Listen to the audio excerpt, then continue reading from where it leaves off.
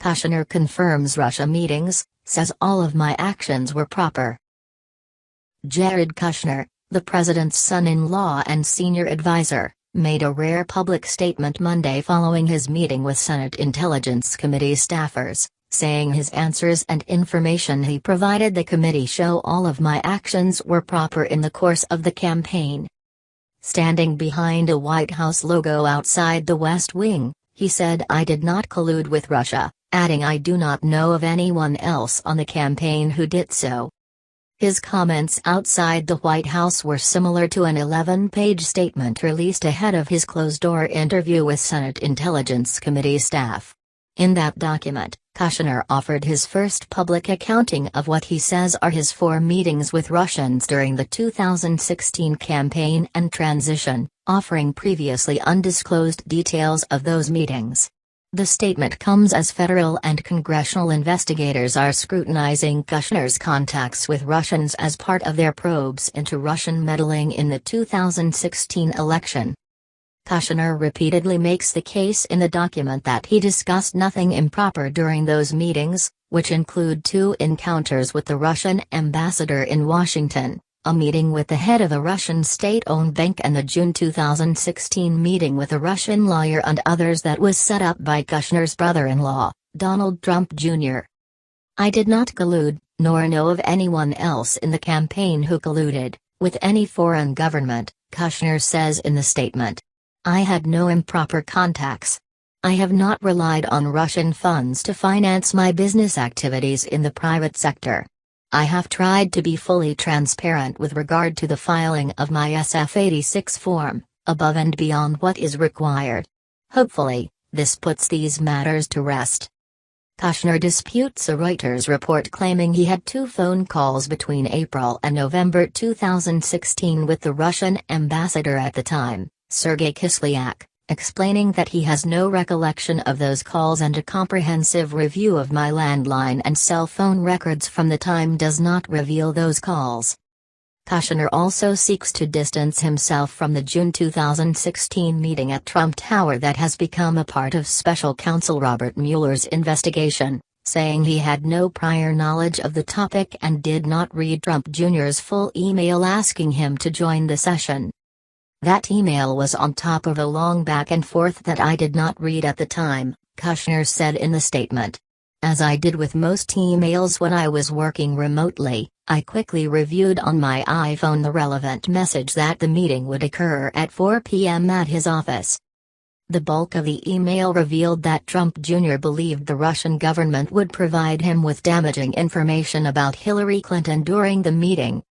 The meeting's participants said the meeting instead focused on Russian adoptions, and Kushner says in his statement that he emailed his assistant about 10 minutes after he walked into the room.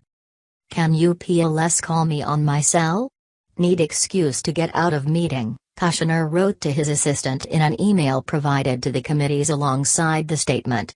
He quoted the emails in his statement but did not disclose them to the media. The previously undisclosed detail is just one of several that Kushner reveals in the letter in an effort to clear himself of any suspicions stemming from the congressional and federal investigations into contacts between Trump campaign officials and Russia. The June 2016 meeting set up by Trump Jr., which was only publicly revealed for the first time this month, has become a target of scrutiny in those investigations after emails revealed that Trump Jr. believed he would obtain damaging information about Hillary Clinton from the Russian government.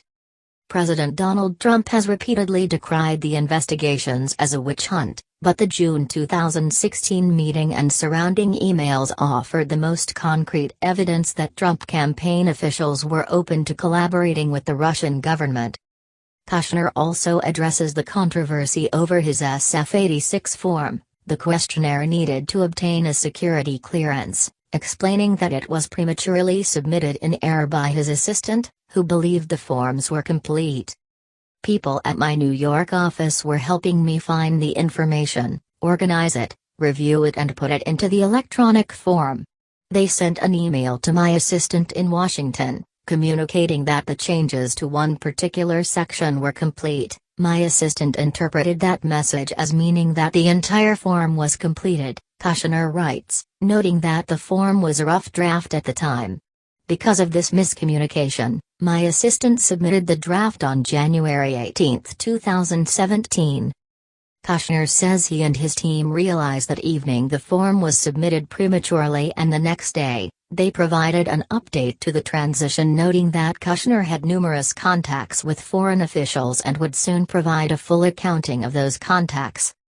He would subsequently update the SF-86 form 2 more times. In the next update, he provided a list of more than 100 contacts with foreign officials, but left off the June 2016 Trump Tower meeting. Kushner said he later became aware of that update amid a review of his records, and his attorneys provided another update to his SF-86 form last month. Kushner also provided his first accounting of what he said were his only 2 meetings with Kislyak, the Russian ambassador at the time, during the campaign and transition, and says that neither encounter included a discussion of U.S.-imposed sanctions. Kislyak completed his service as ambassador and returned to Russia over the weekend. Kushner described his first encounter with Kislyak during the campaign as brief, with little more than pleasantries exchanged. He then met with Kislyak during the transition, at which point the then Russian ambassador offered to provide transition officials with Russian military information on the conflict in Syria.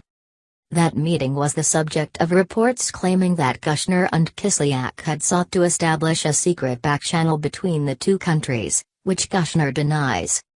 But Kushner does confirm that he sought to receive the Syria briefing from Russian generals at the Russian embassy in Washington because the transition office was not equipped with secure lines.